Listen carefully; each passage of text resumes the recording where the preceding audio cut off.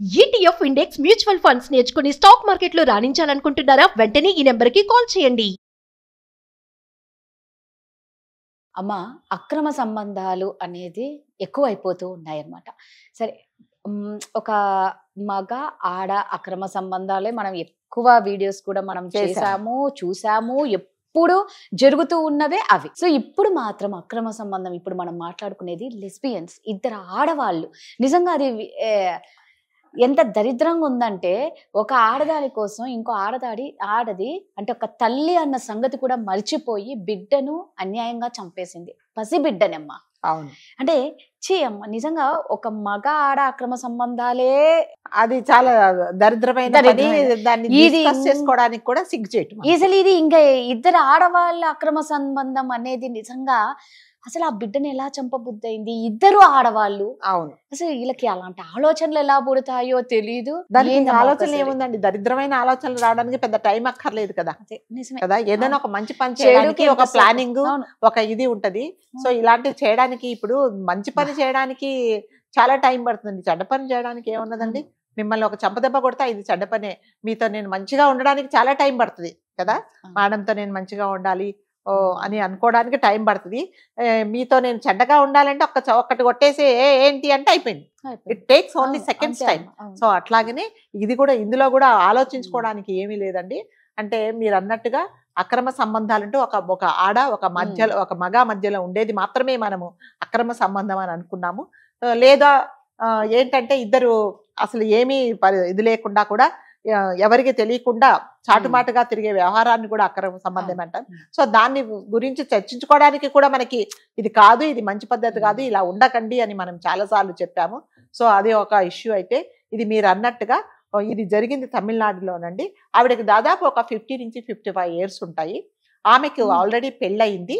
ఒక హస్బెండ్, ఒక 6 నెలల పాప, 7 నెలల పాప, చిన్న సంవత్సరం లోపు అమ్మాయి బాబు ఉన్నాడు. సో ఈవిడకి ఏంటంటే ఇంకొక ఫ్రెండ్ ఉంది. అంటే ఆ ఫ్రెండ్ వయసు ఏంటంటే 20-25 years అంతే. ఈమె కంటే దాదాపు వయసు చిన్న అమ్మాయి. ఇప్పుడు ఈమెకి 50 ఏళ్ళు, 40 to 50 years. అంటే ఆ ఏజ్ లో పాప పుట్టారు. సో ఆమెకి ఏంటంటే ఒక అమ్మాయితో ఫ్రెండ్షిప్. జనరల్ గా ఒక ఆడవాళ్ళు ఫ్రెండ్షిప్ అంటే ఫ్రెండ్స్ అని అనుకుంటారు. మనము పిచ్చి ఆలోచనలు మనకు రావు. సో అందరు అనుకున్నారు, సరే ఇద్దరు తల్లి కూతుర్ల వయసు కదా, ఫ్రెండ్షిప్ లో ఉన్నారు అనుకున్నారు. కానీ అసలు ఏంటంటే వీళ్ళిద్దరు ఎవరు లేనప్పుడు రూమ్ లో ఉండడము, అంటే ఇంకా జనరల్ వైఫ్ అండ్ హస్బెండ్ ఎలా ఉంటారో అలా బిహేవ్ చేయడము, అలా వీళ్ళు చేస్తూ ఉన్నారు. సో ఇది రానుపోను హస్బెండ్ తెలిసింది. అదేంటి నువ్వెందుకు ఇలా చేస్తున్నావు, ఇది తప్పు కదా అనేసి తెలిసిన, అంటే పెద్దవాళ్ళకి అందరికీ చెప్పిన తర్వాత వాళ్ళు ఏం చేశారంటే, తప్పు నువ్వు ఇలాంటి పని చేయకూడదు, నీ కూతురుతో సమానము, ఆమెతో నువ్వు ఇలా ఉండడం ఏంటి, ఇది అసహ్యంగా ఉంది, ఇది అసలు ప్రకృతి విరుద్ధము, నువ్వు ఇలా ఉండకొని బుద్ధి చెప్పారు.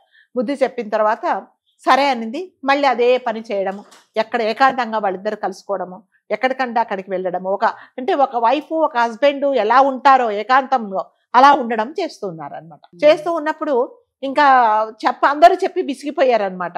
ఈమెకి ఏంటంటే ఈ అబ్బాయి, వీళ్ళు ఆ పని చేస్తున్నప్పుడు, వీళ్ళిద్దరు ఏకాంతంగా ఉన్నప్పుడు ఈ అబ్బాయి డిస్టర్బ్ చేశాడని చెప్పేసి గిండు పెట్టి చంపేసింది సొంత కొడుకును. చంపేసి ఏం చేసిందంటే, ఇప్పుడు ఎవరైతే స్నేహంగా ఉందో అమ్మాయికి ఒక మెసేజ్, నేను చంపేశానంటే అటు పక్క నుంచి అంటే అనకూడదు కానీ ఆ దరిద్రురాలు చాలా మంచి పని చేసావు గుడ్ అని అక్కడి నుంచి ఆమె మెసేజ్ ఇచ్చింది. అంటే ఇంకా ఏమన్నా ఉందా అండి అసలు? దీని గురించి మనం ఏం మాట్లాడుకోవాలో చెప్పుకోండి. అంటే మగవాళ్ళు ఇలా పాడైపోతున్నారు, ఆడవాళ్ళు కూడా చేయడం అనేది అసలు ఇది ప్రకృతి విరుద్ధం అనమాట. సో తర్వాత ఆ హస్బెండ్ కు డౌట్ వచ్చింది, అదేంటి అనారోగ్యం ఏంటి, బాగానే ఉన్నాడు నిన్నదాకా, ఏమైంది అని చెప్పేసి ఆమె ఫోన్ అంతా చెక్ చేస్తే జరిగింది ఏంటంటే ఈమె నేను చంపేశాను అనే మెసేజ్ అతనికి, ఆ అమ్మాయికి ఇచ్చింది. కాబట్టి దాన్ని బేస్ చేసుకొని అతను పోలీస్ కంప్లైంట్ ఇచ్చాడండి. ఇప్పుడు వాళ్ళని అరెస్ట్ చేశారు. అంటే ఇంకా చెప్పండి, అంటే ఆడవాళ్ళు ఇలాగే చేస్తున్నారు, మగవాళ్ళు ఇలాగే చేస్తున్నారు. అంటే ఎథిక్స్ అనేది లేదు. ఏ పని చేయాలి, ఏ పని చేయకూడదు, మనం ఎందుకు ఈ పని చేస్తున్నాము, దీనివల్ల ఏం జరుగుతుంది, నేనేం నష్టపోతున్నాను, దీనివల్ల నేను ఈ పని చేసినందువల్ల నలుగురు నా నుంచి ఏం నేర్చుకుంటున్నారు అనేది ఎవరికి సంబంధం లేదండి. నాకు ఇష్టమైంది నేను చేస్తున్నా అనేలాగే ఉన్నారు. రేపొద్దున అంటే ఐఎమ్ సారీ టు సే, రేపొద్దున బట్టలిప్పుకొని రోడ్డు మీద తిరిగినా కూడా నా ఇష్టం, నా వాళ్ళు నేను చూపించుకుంటా, నా ఇష్టం మీరెవరు అడగడానికి అంటే కూడా మనము నోరు మూసుకొని ఉండాల్సిన పరిస్థితి వస్తుందేమో నాకు తెలియటం లేదండి. అంటే ఎవరిష్టం వాళ్ళది. అంటే మనము ఈ పని చేసే సొసైటీకి భయపడాలి. ఇది ప్రకృతి విరుద్ధమైన పని, దీనివల్ల చెడు జరుగుతుంది, దీనివల్ల నేను నష్టపోతాను, ఇలాంటి పని నేను చేయకూడదు అనే డిసిప్లిన్ ఉండట్లేదు. అంటే దీన్ని అన్నిటికీ అంటే నేను ప్రతిసారి చెప్తానండి, ఎవరికైతే సెల్ఫ్ డిసిప్లిన్ ఉంటుందో వాళ్ళే లైఫ్ లో బాగుపడతారు. ఖచ్చితంగా సెల్ఫ్ డిసిప్లిన్ లేనని వాళ్ళు ఇలాగే అయిపోతారు. నేనేం పని చేయాలి, నేను ఎందుకు పని చేస్తున్నాను, నేను ఈ పని చేసినందువల్ల లాభమా నష్టమా, నేనేం నష్టపోతాను, నేను ఈ పని చేస్తే నలుగురికి నేనేం మెసేజ్ ఇస్తున్నాను అనేది ఎవరికైతే లేదో వాళ్ళందరూ ఇలాంటి పనే చేస్తారు. సొంత కొడుకును చంపుకోవడం ఏంటండి? ఎవరి కోసం చంపుతున్నావు నువ్వు? ఆ అమ్మాయి కోసం చంపుకోవడం ఏంటి? నువ్వేం పని చేస్తున్నావు? తల్లి జనరల్ గా తల్లి కొడుకు దగ్గరికి వస్తే, పిల్లల దగ్గరకు వస్తే పిల్లలు ఏం నమ్ముతారంటే, నా తల్లి నన్ను దగ్గర తీసుకోవడానికి వస్తుంది, నాకు ఏదో పెట్టడానికి వస్తుంది, నన్ను ఆప్యాయంగా దగ్గర తీసుకొని ఒక ముద్దు పెట్టుకోవడానికి వస్తుంది అనుకుంటారు. కానీ నువ్వు అలా చంపేస్తే ఆ పిల్లలు ఎక్కడికి వెళ్ళాలి, ఎవరి దగ్గర బతకాలి, నువ్వు చేసింది ఏమన్నా మంచి పనా అనేది మరి అంటే మీరు అంటారు కదా, ఇది ఏం ఆలోచనలు లేవండి చెడు పని చేయడానికి. దానికి ఏం పెద్ద ప్లానింగ్ ఏముండదండి, ఏదనుకుంటే అది చేసేయడమే. నిజంగా అంటే మీరు అన్నట్టు వాళ్ళకి ఏం కనిపించదు, కామం కళ్ళు మూసుకొని ఈ పిల్లల్ని చంపడాలు ఎక్కువైపోయినాయమ్మా. పిల్లలు అనవసరంగా బలైపోతున్నారండి. కాబట్టి దయచేసి ఏ పైనైనా సరే మనం ఒకటే రిక్వెస్ట్ చేస్తున్నాము, ఏ పని చేసే ముందు మనమేం ఇన్స్ట్రక్షన్స్ ఇవ్వటం లేదు. అందరూ చాలా మటుగా మీరెవరు మీరేమో చెప్తారు, కాదు మేమేం అనట్లేదు. దయచేసి మీకు మీరే ప్రశ్నించుకోండి, ఇది కరెక్టా తప్ప, నేనేం చేస్తున్నాను, అమాయకమైన వాడే పరి నీకు అంత పిచ్చి ఉంటే ఆ అమ్మాయితో ఉండాలని వెళ్ళిపో. చంటి పిల్లోడు ఏం చేశాడు, వాళ్ళని ఎందుకు చంపేశావు అనేది ఎవరికి వారికి ప్రశ్నించుకోవాలండి.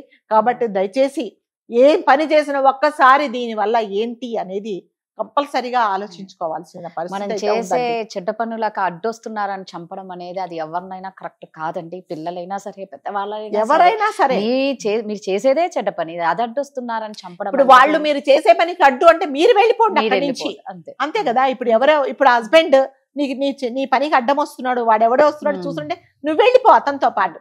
అట్లాగే భర్త నీకు వేరే వాళ్ళతో ఉంది, ఆమె అడ్డు ఉందంటే ఆమెను చంపడం ఎందుకు, నువ్వు వెళ్ళిపో. పిల్లలు మీరు చేసే పనికి పిల్లలు ఏం చేశారండి? పిల్లల్ని ఎందుకు అమాయకంగా చంపేస్తున్నారు? అసలు లోకం తెలియని పిల్లలు కదా. పిల్లలు తల్లిదండ్రులను కాక ఎవరిని నమ్ముతారు చెప్పండి? ఇప్పుడు ఈ కాలంలో పిల్లలు ఎవరి దగ్గర రక్షణ లేకుండా పోతుంది. తల్లి కూడా చంపేస్తుందేమో అని భయం. తండ్రి దగ్గర ఉంటే అతను ఏం చేస్తాడో భయం. కొన్ని చోట్ల తండ్రులు చంపుతారు, కొన్ని చోట్ల తల్లులు చంపేస్తున్నారు. కాబట్టి దయచేసి ఒక్కసారి ఆలోచించుకోండి. థ్యాంక్ యూ అమ్మా.